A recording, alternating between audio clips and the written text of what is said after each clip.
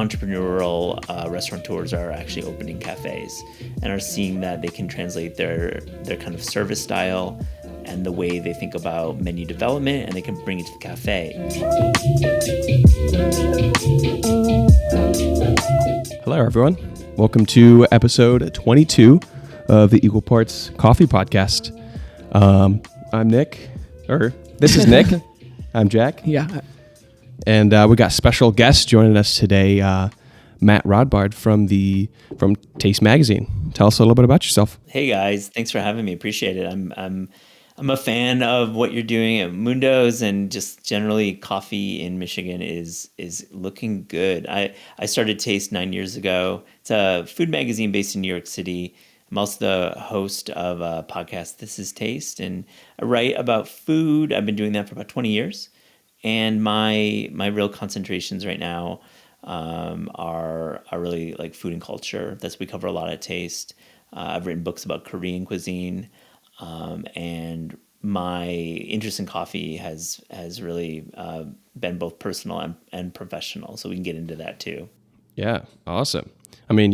From my experience, that the coffee scene has really been, I feel like, exploding in Michigan, also northern Michigan, but the entire state of Michigan as well. I love seeing the industry kind of unfold and all of the neat aspects that it has to not just the coffee scene, but also the food scene in general, which is kind of why I wanted to chat with you about that, because both of those cultures kind of go hand in hand in a lot of aspects. So yeah, 100%. I think coffee service in restaurants has improved. I have thoughts on it and as well, and I think definitely agree about the community I've met in northern Michigan. I'm from Kalamazoo originally, so I know Michigan really well as a local guy, and I think I grew up, with coffee in the 90s, not really being that great in Kalamazoo. We had our local shops. We had Water Street, of course, longtime company in Kalamazoo, but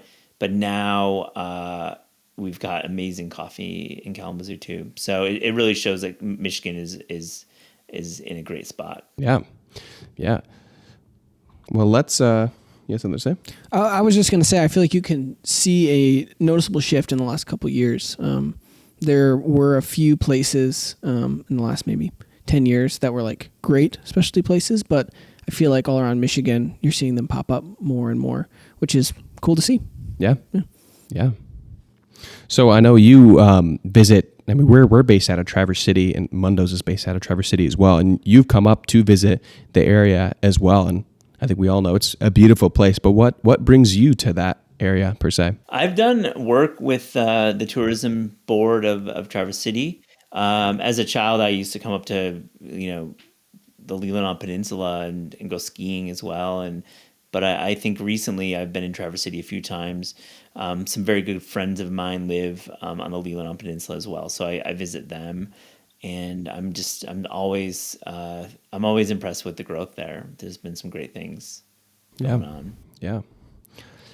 So we wanted to tackle the topic of specialty coffee's impact on the food culture, because I know specialty coffee started to bring about greater and greater coffee and the awareness of coffee. But one thing that maybe wasn't that way for a long time was the maybe fine dining experience, where you focused a lot on food, and coffee was, I feel like, more so an afterthought in a lot of places. So before we get into that, how did you first get into coffee? Like, what was your experience for coffee? And a lot of people,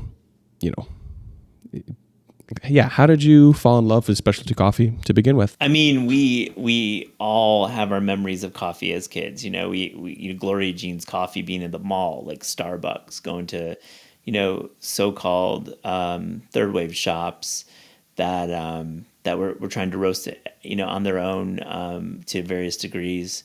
But to me, I started writing about coffee about a decade ago, and to me, I thought it was a really untapped industry for the size of it, and for people who are drinking 1 to 3 cups a day. And the penetration is amazing for coffee, but I thought it was being undercovered. I thought, like, obviously a place like Sprudge was covering it aggressively in a very cool way, and like some of the trade pubs were of course covering it. But when it came to consumer media, there wasn't a lot being written about from both the how to make coffee at home side of it, as well as the industry. So covering coffee roasting.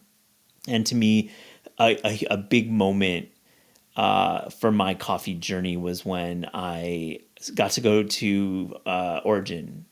I went to Ethiopia with Jeff Watts, who's a co-founder of Intelligentsia and a really interesting guy. And I got to go to the Sitama region, which is amazing. I got to go to a cooperative called Metod, and Metod is a really terrific seller of Ethiopian coffees to specialty. They sell to not just Intelligentsia, but many fine roasters. So I got to see a washing station in Africa during season, and that was that was one of the moments I was like, this is such an interesting story to cover. And since then, I've really been focusing on more the end user, like the retail side and the cafe side and the roasting side, less than the actual home brewing, because right now it feels home brewing is in a really great spot. You can Google Kalita Wave or V60 or Chemex and you find amazing tutorials, and people are starting to evolve what we can talk about at home brewing. But to me, the most exciting part of coffee is what you're doing, like in Traverse City and Mundo's, and just in general, the roasting, the cafe roaster, having that amazing, wall of coffees that you're roasting every week, and thinking about Origin. I also really love multi-roasters. I think multi-roaster cafes are very, very cool. So like places like Dayglow and around the country, and other multi-roasters. Yeah, such a cool concept. I mean, and a lot of what we're trying to do at Mundo's is be able to bring a little like slice of the global coffee world in a small, coffee shop up in northern Michigan, of having coffees from Mexico, Ethiopia, Tanzania, be able to taste like all these different culture and the effects that they have on this coffee all in one place is a really cool thing to do. It's a really cool thing to be a part of, like stewarding their stories essentially when you're roasting the coffees and trying to best reflect how it was grown and the care and love that was put into that. It's a lot of fun. Yeah. Let me throw it back at you. How do you as a roaster and a coffee professional think about Origin when you're roasting it? I mean, the path of coffee is incredible, from Origin to the batch brew at your cafe. We have to talk about price at some point. I really want to talk about that with you guys. But how do you think about maintaining in the flavor profiles, particularly? How do you think about roasting to honor, Brazil, Guatemala versus East Africa?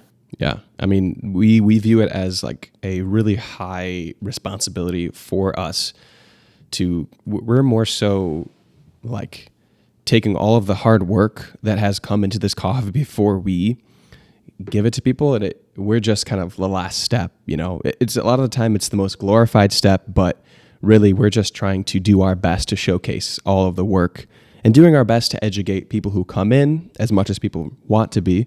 Not everyone wants to know about every little aspect of where their coffee was grown, but as much as we can, doing, tours in the roastery, showing people like there's a lot of work that went into this coffee. This is why you're paying a little more for this coffee, and that there's a whole world to explore behind before the coffee even gets to the roastery. So a lot of responsibility we take on of just making that coffee the best that it can be and showcasing the best flavors and really telling the farmers' stories a lot of the time.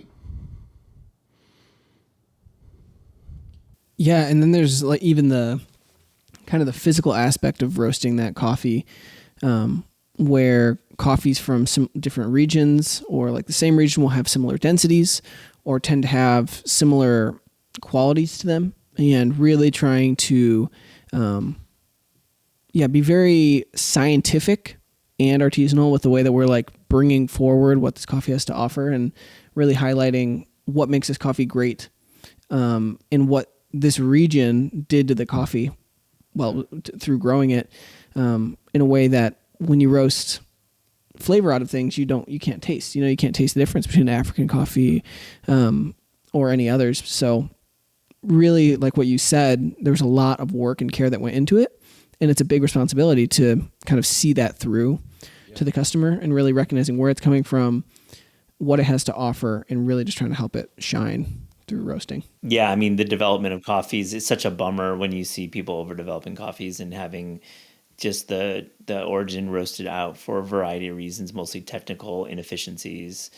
I feel like that's why I liked your coffees at Mundo's, and in general, when you can taste terroir and actually be like, wow, they got it.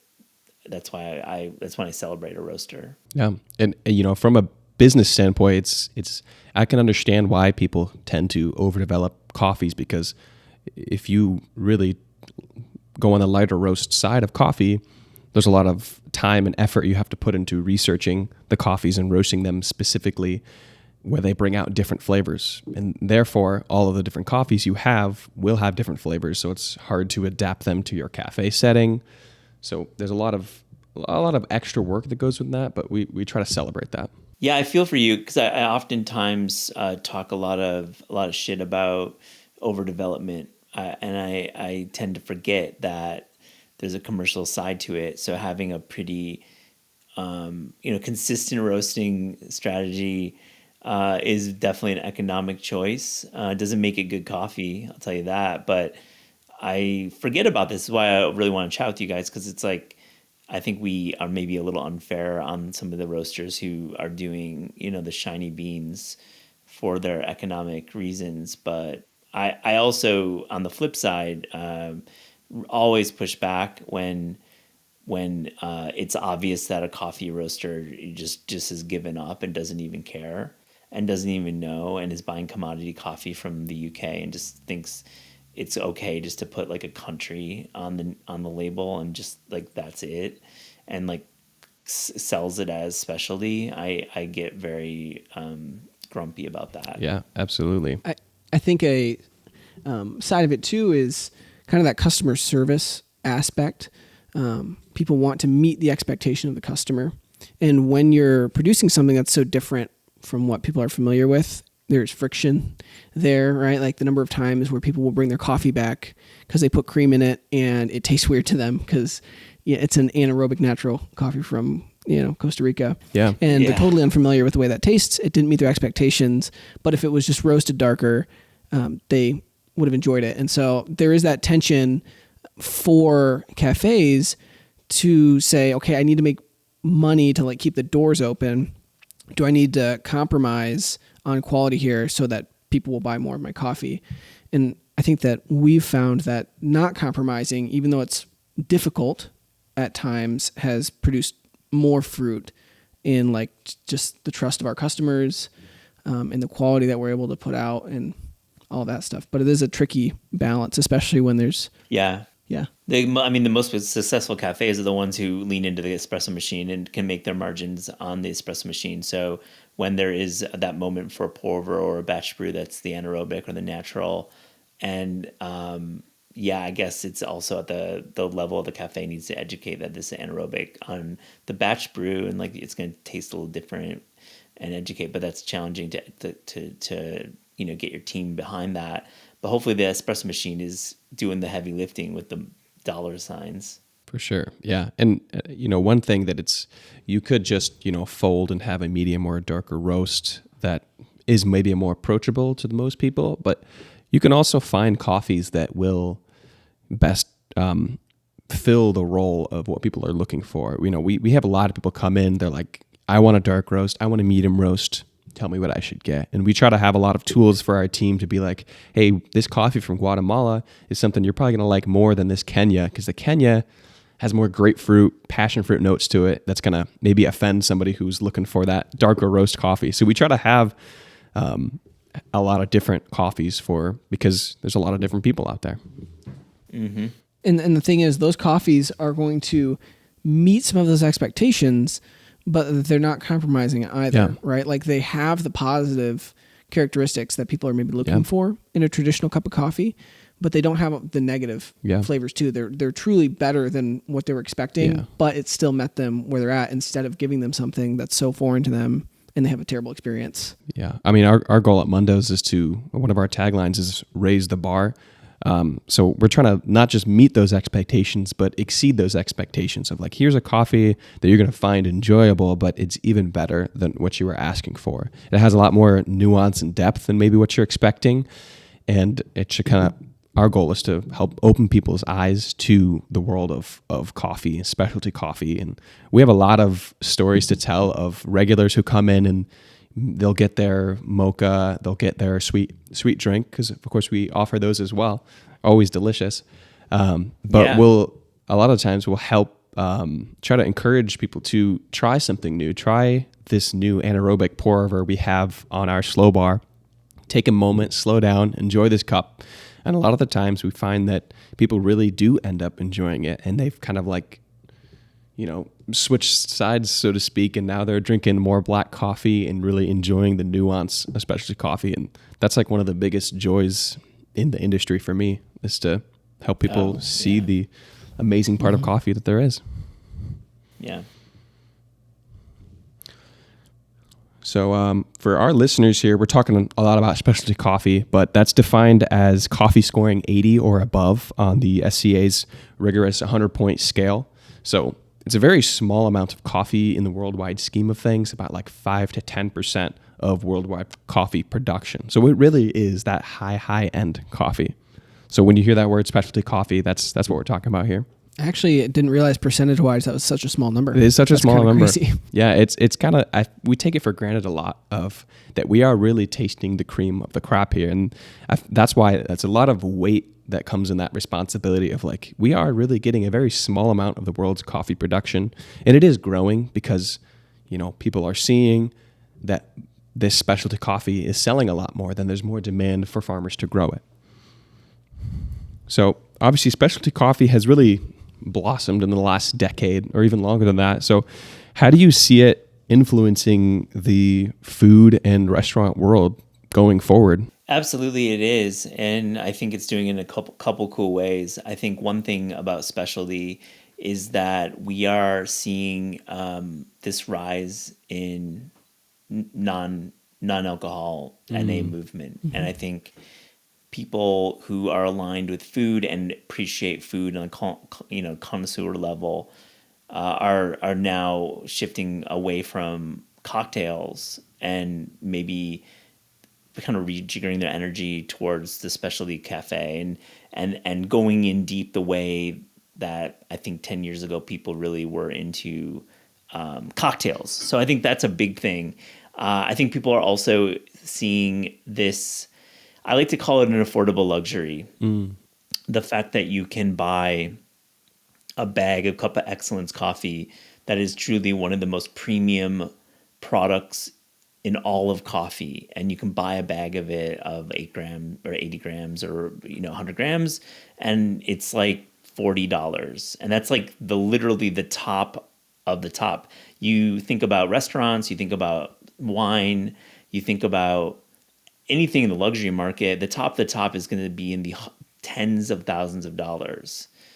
For restaurants, it'll be in the thousands of dollars. So I think the younger drinker is thinking about that and saying, I can get the best of the best for $40. I'm going to do it. Or I'm going to go to a coffee tasting and taste the best of the best, and it's going to be like $40. I think there's more of that. There's a big growth there. Another part about food and coffee that's really aligning is just the way that entrepreneurial restaurateurs are actually opening cafes and are seeing that they can translate their kind of service style and the way they think about menu development, and they can bring it to the cafe. This is like an idea that was pioneered in the 90s at places like Intelligentsia and Blue Bottle, actually offering menus for coffee and having a rotating list. This is obviously common now, but you're seeing restaurant guys kind of take that ethic and translate it over to a new cafe and creating these spaces that are really inventive and truly really enjoyable places to be and hang out. So I think there's a number of restaurant groups that have gone into coffee. So I feel like there's definitely this growth opportunity from the restaurant side. Yeah. I'm curious, what do you see a benefit being to somebody having restaurant experience moving into the cafe? So much. I think one thing is just service. I think like if you run a successful like fine dining operation, or you run a successful 2-star New York Times more casual place, you have clearly understood service. And I think if you go to the cafe level, you can then train your staff in a way that's maybe different than people who have only been operating in specialty coffee. And I think this isn't to discount the work that goes into barista training for people who are only doing coffee, but I think it's interesting when you see a group kind of translate a lot of the energy from restaurants to cafes and do that. I think there's also a little bit of there's like a new creative spark from the restaurant side that are maybe rethinking menu items and thinking of it as a place where you can actually get great food.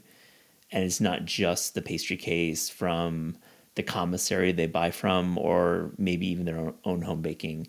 Now cafes are expected to have menus with more than just a muffin or croissant.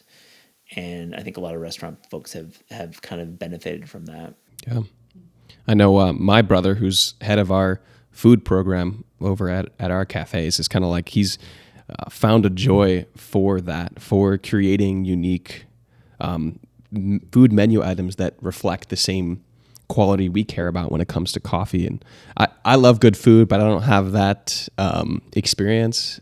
And he's younger than me, so he has less experience in that world in general, but he's just found that love for creating really, really excellent food items that pair well with our coffee, whether it be a simple breakfast burrito or it's our, staple bacon, egg, and cheese on a croissant, super delicious. It's really cool to see how those two worlds can kind of coincide, and people care about both of them a lot, which is great.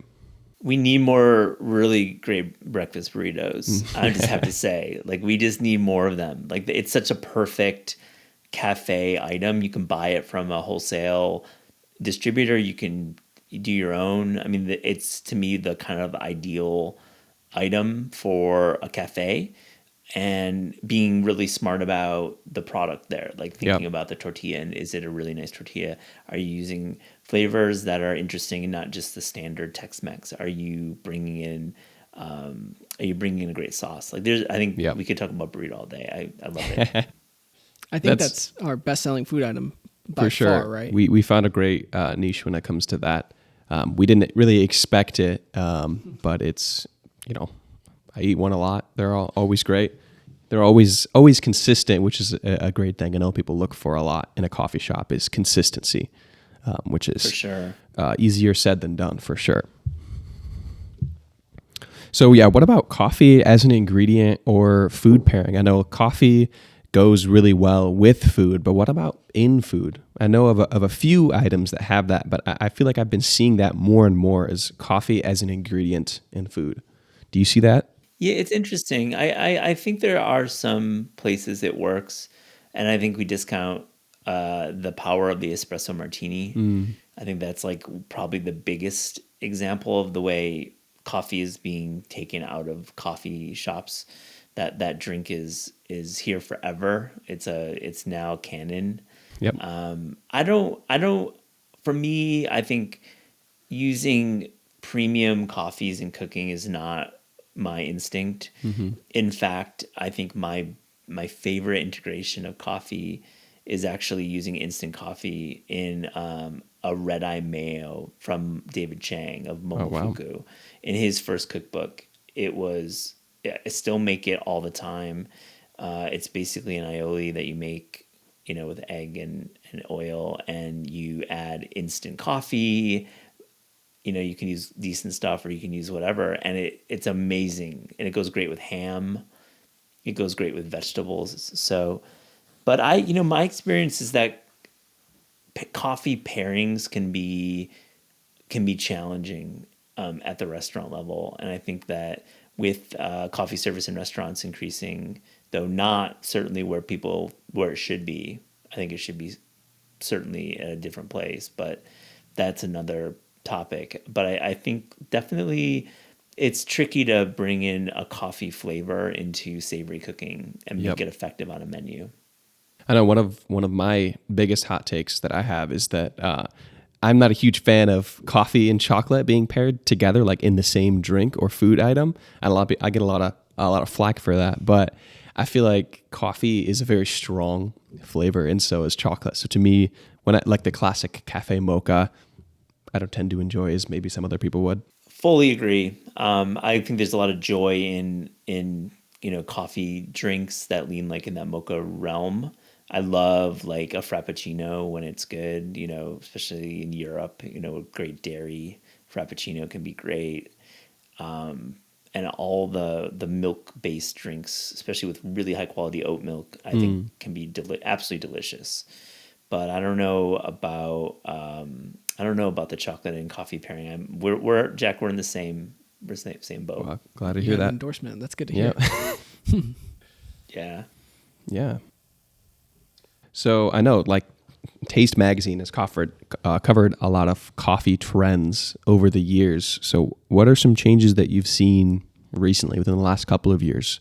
I'll go back to the multi-roaster. I think that just having more data available for coffee buyers, meaning many more selections on a wall, that is a huge trend. That you can walk into a cafe and have like 4 or 5 bags from different regions and roasters. We see that exploding, that interest, and you're seeing coffee sneak into a lot of shoppy shops and places that are selling more cookware and food products. I love seeing a nice wall in an unexpected place. That's a big trend. I do think that on the home brewing front, more people are understanding hand brewing and the power of it than ever before. I think it takes just a lot of word of mouth. I think you've got James Hoffman, terrific on YouTube, doing God's work there. Yep. But there's very few coffee influencer. I think Morgan Eckroft is very cool too on TikTok. Yep. But it isn't hitting mass scale the way that other food trends are hitting via social media and YouTube. But so I think there's a lot of word of mouth, like where somebody is like hanging out with a friend, they're like, bring out the Chemex, and they're like, hey, I got this thing that you can actually taste the coffee, and it's not like a batch brewer that isn't weighed out and extracted properly. Yep. And I think as people start to go and see in people's homes, or just like in general, understand that hand brewing is the way to go, and batch brew and brewing via recipe, as you would bake a croissant at home, there's actual recipes for coffee. Once that can kind of hit even like 10% growth, you're going to see an explosion in specialty coffee and people buying actual coffee that has a name of a farmer on it and has real profiles. And I just think there's a long ways to go.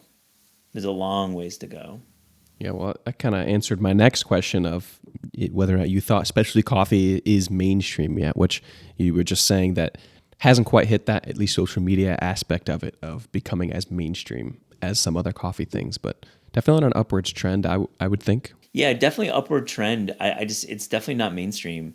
If you look at the United States, the coffee drinker is still buying commodity coffee. You just have to walk into your grocery store and see it. Yeah. If there was a demand for specialty coffee, you would see the bags of Stumptown Intelligentsia, and then in local markets, the local roasters like Meyer, etc. You'd see like a reverse, right? Mm-hmm. Because people have been realizing that Folgers is maybe not the best way to drink coffee. Yeah. But clearly there's still a huge demand for commodity coffee, which is really interesting to me given that the price is not as big as you would think. Yeah, well, price difference. Especially now, you've seen a lot of these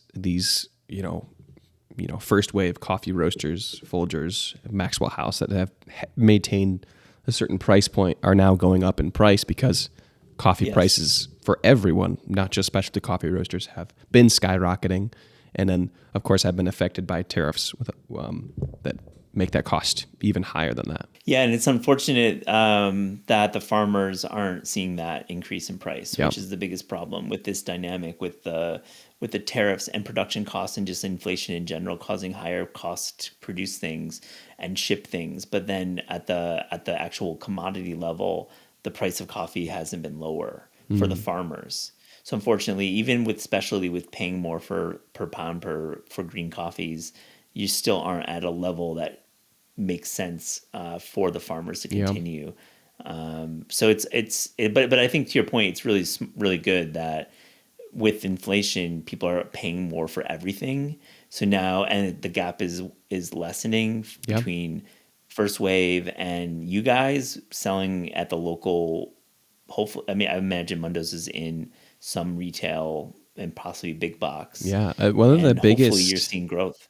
Yeah, one of the biggest issues we've had with bigger box stores is freshness of coffee. Being able to somewhat enforce a level of quality, but also make it appealing for someone to have our coffee on the shelves. Are they going to leave it on there for a year? Where it's not going to taste as good after 12 months. It's of course it's not going to go bad, but you're going to lose a lot of flavor that way. But yeah, that's always the challenge for you to expand into retail. You don't know where your coffees are going. Yeah. And you have to be aware of that. Someone might be drinking like an April coffee this morning, and it's not ideal. That said, it's going to be probably better than First Wave. For sure. Especially if they brew it correctly. One of the biggest things that we've been leaning into lately is the canned beverages, the ready to drink coffee beverages. We've started with a cold brew, but now we have a vanilla latte made with oat milk, and we haven't gotten into any stores just yet, but we've been working on is that's a coffee drink that's going to taste the same after several months. So it'll be a great way to get our brand out there. So I was reading the coffee issue you guys have on Taste Magazine, and it notes that coffee culture, I think it was from a while ago, but coffee culture shouldn't be alienating. But what importance do you think that has on the coffee culture? I know for a long time, specialty coffee, third wave coffee, had a level of elitism to it. People thinking that they are better than everyone else for drinking this higher quality beverage, and that started to fade. I feel like for a lot of places now, but I feel like, do you think that has an effect on whether or not people are switching to specialty coffee? 100%. We wrote that a while ago, 4 or 5 years ago, and I think we were still seeing a lot of what you're describing as a lot of people who were working in specialty were very proud and very educated, and they were misreading their audience, and they were doing a huge disservice by slapping a flavor wheel in front of a general consumer and trying to get the people to understand, tropical fruits, like off of one sip of a batch brew is impossible. Like I've cupped coffees for 7-8 years now, and I still am challenged with flavor wheel,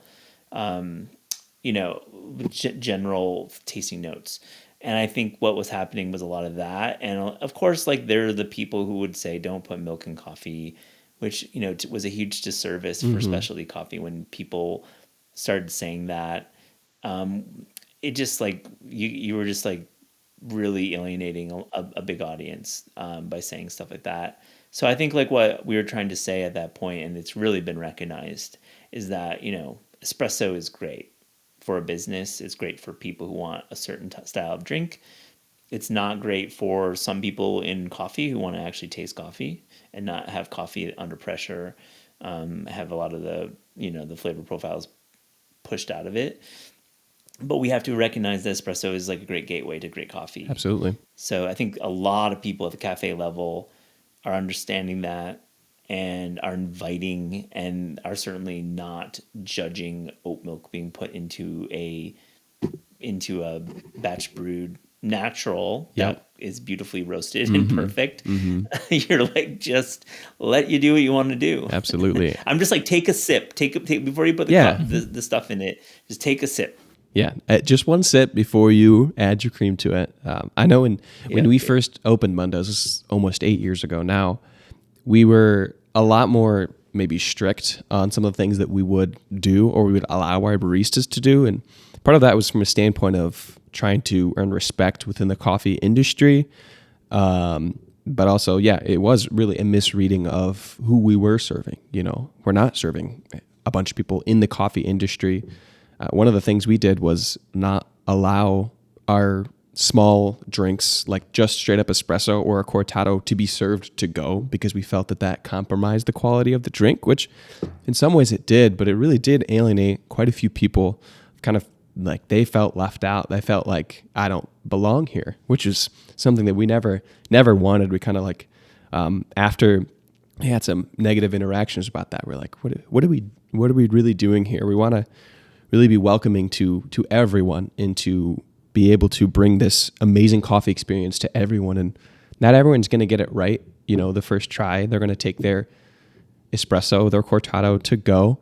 But they'll still really enjoy it. And maybe they'll come to understand why we recommend it to be served in a glass, because you're going to lose some of the flavor after a few minutes. But yeah, you have to be empathetic to people like buying a bunch of coffees for their office and stuff like that. That's always like the push and pull, because we know those cortados aren't tasting very great when they've been sitting in a car for 10 minutes. Yep. But that's still the way. I think I have to ask you both a question, because I think you have such insight being in Traverse City, because and the 8 years Mundo's has been operating, because what you have is you're in this community is you've got multitudes. You've got in Traverse City and Lena Peninsula, you have a lot of people who came from all over the world, and like a lot of coffee drinkers who lived in New York or LA or Chicago.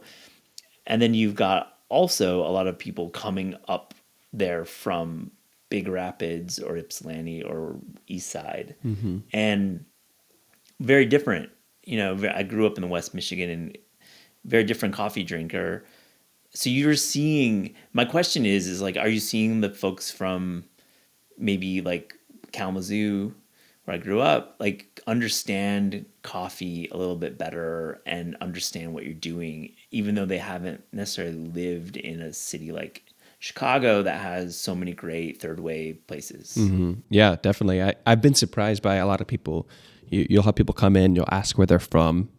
Maybe they'll understand your menu a little bit more a lot of times if you're from Chicago or you're from New York, because you have those cafes there. But I've seen more and more people from those smaller cities, especially in Michigan, of kind of understanding the specialty coffee scene. So it's a really amazing thing to see, and kind of like recommend coffees to them, and to be able to share what they're tasting in a coffee. It's a really fun thing to see.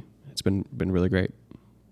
Yeah, I've been surprised to see the number of customers that live in a town like 2 hours away or so, kind of in the middle of the state, and they kind of just come to Mundo's to like pick up a bag every once in a while, and they like specialty coffee. And I don't know, like, how did you get connected with specialty coffee? Like, it almost feels like something that you have to like have regular, a cafe or something to get you into it. But there are more and more people that are just getting into it, and it's super cool. Yeah. I know that's one thing that with a lot of that expansion to do some of the smaller towns, we've been kind of leaning into more, is focusing more on the wholesale side of the company. So kind of equipping other smaller cafes to maybe first open, and using all of our knowledge and all of the mistakes we've made, and be able to learn from that, maybe equip them with equipment or with the knowledge and of course coffee to make some excellent coffee. And it's been a lot of fun. We have a couple new clients that'll be opening up shops in smaller towns than Traverse City, because Traverse City by no means is a large town, but it's quite a lot bigger than a lot of the towns we have in the surrounding area. It's been a lot of fun to see that. So I've got a couple more fun questions for you. What is your... This is all fun. What are you talking about? I love this. Absolutely. You guys are great. So what's your favorite like coffee from a fast food or a chain place? I think that in New York we have a place called Gregory's, and I consider them a chain now. They're very they're prolific, and I think what they did was amazing. They launched like in 2015, and Gregory is really passionate about sourcing and roasting, and I think they have unlocked a lot for at that level of like multiple venue chains. Like they have real like 4 or 5 batch brews available at a time, which is really cool for that size to have a lot of that coffee available. So that's one. I mean, my thought about Starbucks is that I still drink it quite a bit because of where my office is. Unfortunately, I have like not a lot of coffee in Midtown Manhattan, which is crazy, but it's true. Actually, one place just started brewing Say coffee from Bushwick, which I love that roaster, and I bought their coffees, so I might go there for more batch brew. But Starbucks is a great asset, of course, to coffee and specialty coffee. It's been incredible for our country. And the new CEO, Brian Nickel, I'm curious what he's up to, because he's got a lot of these huge challenges to make these cafes actually good again, because they've been really bad. Pandemic really took a lot of air out of that balloon at Starbucks, and I'm curious to see how he innovates with menu. I know that he's like launching like protein foam is like a big launch for them, and thinking about that whole thing. But yeah, that I definitely won't do Dunkin' Donuts though. That is a absolute non-starter for me. No way. So let's say, what would be your favorite coffee from maybe a fast food place that doesn't specialize in coffee? Think like, McDonald's or, those kind of fast food places. We did an episode earlier we reviewed actually a lot of those coffees. So I'm curious. Oh, cool. Say you're traveling in a place that doesn't have a Starbucks or doesn't have a coffee place. What would be your go-to? Well, my friend, I have to say I have a foldable V60 that I bring that flattens to like 2 inches, and I bring coffee with me, and I have a portable water kettle. So even if my hotel or I don't even have a kettle, I'm making my own coffee. Absolutely. So my experience with this is I just can't mess with that. I think it's like the biggest life hack. If you're traveling, is to have your own coffee set up. It's like truly. So I don't have a ton of experience. I mean, Tim Hortons, I think, has had good coffee over the years.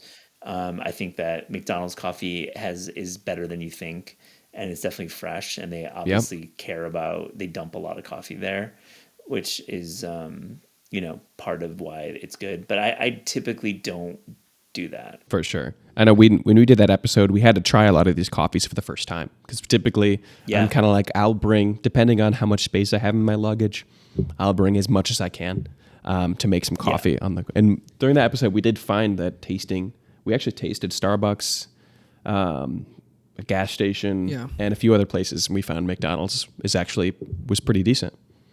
Surprisingly. It's usually pretty decent. Yeah. It's just because it's fresh. Yeah. I mean, like all their food, they are very, very, very adamant about nothing sitting. So when we went to Expo in the airport, we had limited coffee options, but Onyx Coffee Lab has instant coffee. So we were able to get hot water and throw that in there, and it was pretty good. Yeah. It was hot water from Starbucks, funnily enough. Yeah. Just buy a pastry and get some hot water.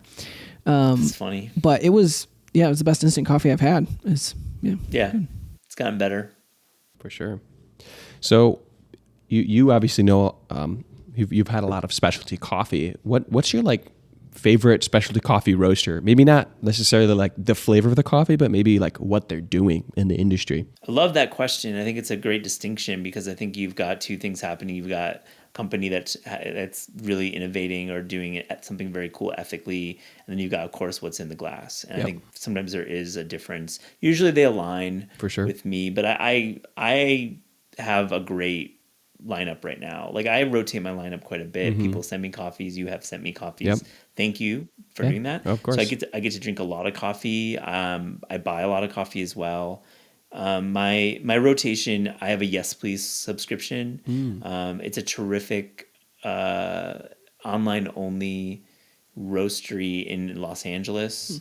Wow. Tony Kanicki is behind it. He is a kind of legend in specialty coffee. He started Tonks back in the day and was a very early Intelligentsia employee. And he and Sumi Ali, who was doing the roasting up until recently, are making, I think, the most exceptional coffee consistently. Their model is they do a weekly roast, single origin, blend, and decaf. You pay a price either weekly or monthly or somewhere in between, and they send it to you, and it's really good. Cool. There's that one. I've had a subscription to Camber, which is based in Bellingham, Washington, for a couple of years now. I love their roasting. It's like their coffee is exceptional. I drink exclusively their single origins. Their seasonal coffees are like summer for the African coffees, and then winter for the like Central American coffees. I just love their roasting. It's always laser sharp and really an interesting mix of coffees always. I really like Coffee Project New York. Really, really interesting roasters. They're doing a lot of anaerobics. They're doing a lot of experimental roasting. They're doing naturals. They're all over the place, and they have a really nice education program within there. I'm newly hipped to Be Bright, which is a Los Angeles brand that they have one cafe roastery, and they're opening a second. What I like about their coffees is their naming convention. They put their coffees into 4 quadrants, so they kind of thrown out the flavor wheel, which I love, and the one I had was unique and surprising, which I think is more of their anaerobics and naturally processed. But they have I don't have it in front of me, but they have these 4 very distinct categories all their coffees are put into. I love that. I think that's really smart.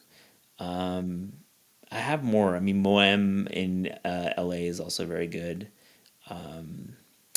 Say I mentioned before in Bushwick is tremendous.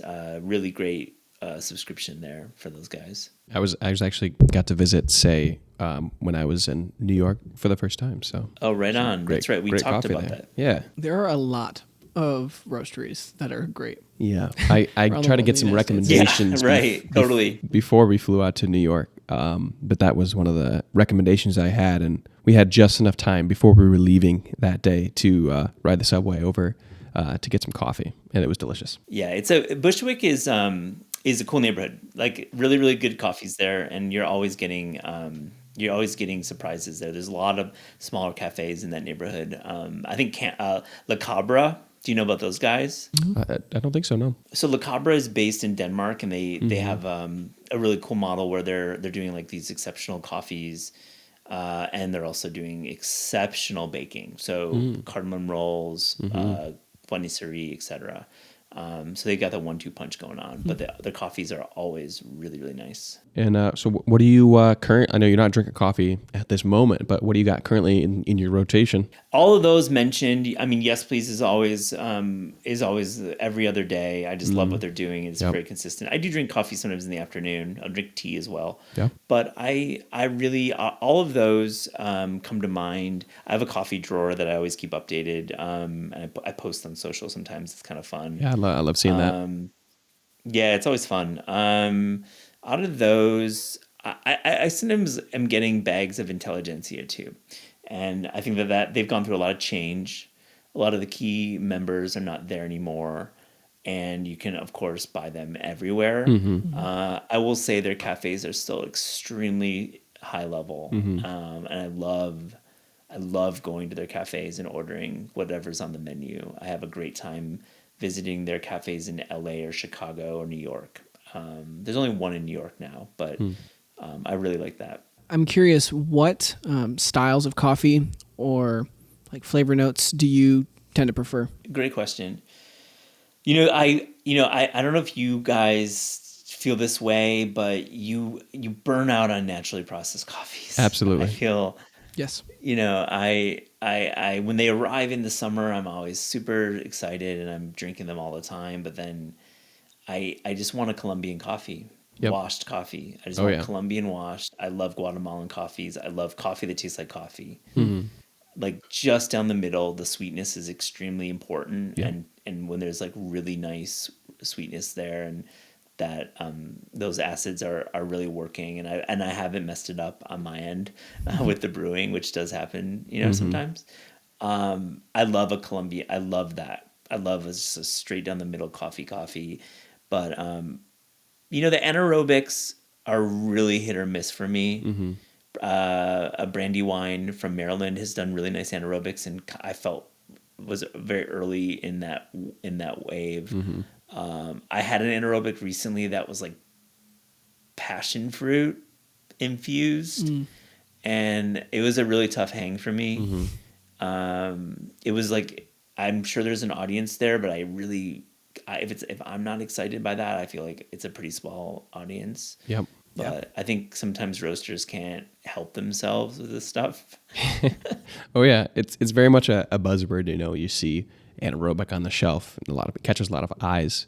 One of the issues I have with anaerobics, and there are a couple that I do enjoy, but a lot of the times is during that process, some of the coffees end up tasting very similar because you end up getting a lot of the flavor from the coffee cherry itself rather than the coffee seed, and during the fermentation stage. So while I enjoy its uniqueness, when you compare them side by side with a lot of them, unless maybe they're infused with something else, they end up tasting more or less the same. So I like that uniqueness of getting a different coffee, and I do prefer the cleanliness of a washed coffee most of the time. Yeah, sorry, you continue. Oh, I was just going to say, I agree with you in Colombia. That's one of my favorite origins, and I really like the coffees from there that are down the middle. They're just pleasant. They're not crazy. They're the right amount of sweet. They're the right amount of smooth. Have a little bit of interest to them. And I will say from Colombia and Ecuador, I like coffees too that offer maybe a little bit of florality. I've grown to like those more and more, especially like from Ecuador, where you'll get the like sweet, smooth, kind of caramely like body with light florality, and that's like the sweet spot for me. I love those coffees. I've never had a coffee from Ecuador that I have not liked. I think every single sample we've gotten from Ecuador, we've eventually bought because it was just so incredible. That being said, we don't have a lot. Yeah, I love hearing this from you guys, and I relish these moments when you hear from professionals, because I'm certainly not. And when I think about origin and the way that we just had this conversation, the way we talked about our different opinions in origin, I just feel like coffee drinkers are not that far away from it. I don't have a superpower. I really don't. Yep. I just honestly just bought a Chemex, have a recipe, tasted the shiny beans stuff, bought some great coffees along the way, tasted the contrast, read the bag, and it's there. Like, there's very smart people out there who care deeply about food who have no idea about coffee, who have no clue, and it blows my mind that there's such insufficient information for these people. I'm not blaming creators. I don't think anyone's slacking off. I just think there needs to be more. I mean, there isn't an answer. I'm sorry. I wish that there wasn't. Just to get people to actually think about origin and flavor profiles and taste through coffees. Yeah. And I know coffee is one of those things that a lot of people are just very ingrained in their ways of coffee, of having it day after day, and it's the same every time. Probably doesn't taste that good, but it's part of their process. And a lot of people probably just don't want to change, and that I understand. I've had a lot of people try to come in and try one of our coffees, and they just end up being, telling me that it's too different, and they can taste that there's a lot more going on, but that's just not. It's not for them, which is understandable. It's coffee. So understandable, and you have to respect it. Like, and then you are all respecting it. I know you are. When people come and say, I don't like this naturally processed coffee, you can adjust and say, why don't you try this Colombian washed coffee? Yeah. And as opposed to them, not saying something. Absolutely. We always encourage people to just give us your honest thoughts, because we have so many different coffees. Not everyone's going to like every single one of them. And personally, I don't. I don't love every single coffee we have on a menu, because coffee is very subjective. There's coffees that naturally processed that I don't drink all the time. Yeah, it's just, I love it. I love talking about this stuff. Yeah. Yeah, I think being willing to recognize where people are at and remember your own experience with coffee too. Like, you probably weren't super interested in a super bright Kenyan coffee right away. Maybe you were. There's some people like that, like your dad. His first coffee was, especially coffee, was from Rwanda, and it was bright and he loved it. Yeah. But, my introduction to coffee was very different. And I wouldn't have liked the coffees that I enjoy now years ago and I don't really enjoy the coffees that I liked years ago now. Yeah. And being willing to not necessarily expect the consumer to be just like you or to enjoy things at the same level as you, but like being gracious and like leading them in, because like there's more for you to enjoy, and you can actually enjoy this way more than you realize, but it's just slow transition. Absolutely. I know my first experience with coffee was I started roasting coffee in the garage with my dad. We were just kind of experimenting at the time, and we had this coffee from Hembala, Ethiopia, and you could taste the blueberry. It was like blueberry muffin. It was so and it was so distinct, and that's my favorite part about it, is that like it didn't just taste like coffees. And previously I had helped my parents with wedding photography, so there was always coffee at weddings. You know, I was drinking that coffee. It's probably like the worst stuff ever, but being able to taste this Ethiopian coffee that has so much flavor and so much uniqueness, tasted like a blueberry muffin, was just eye-opening for me. And that's really when I like fell in love with coffee and was like, this is what I want to do long term. It's kind of like explore these coffees and bring this experience I had and share that with everyone, which has been a lot of fun. It's so cool. It's I got to go to Himbala actually on that trip. I got to go to that region. I suggest if you can get to Origin, I'm not sure if you have, maybe you have not yet. No, it's, I think it's really important, and it doesn't have to be Africa. It can be Costa Rica. I mean, you can get to Origin, but I really hope you can see it and then talk about it with your customers. Absolutely. It's very, very cool. Yeah. What's one of my favorite aspects of what I do is when we onboard new coffees is to try to share the story of the farmers. But you can only do so much reading an importer's notes of this farm and these conversations that they had of the farmers without actually being there. So that's something I want to do relatively in the near future, is to go and visit these farms and see what they're doing and to kind of like get a feel for what world they're living in and what impact that coffee has on them. Yeah. For sure.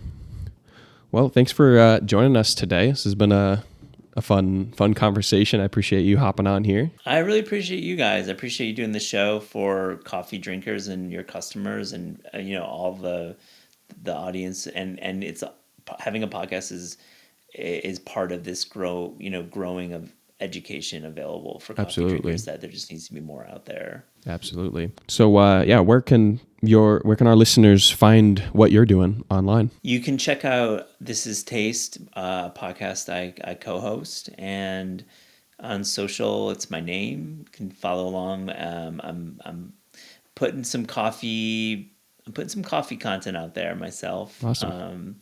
And tastecooking.com is the website for Taste. Awesome. Well, sweet. Yeah, thanks for joining. This is episode 2 of the Equal Parts Coffee Podcast.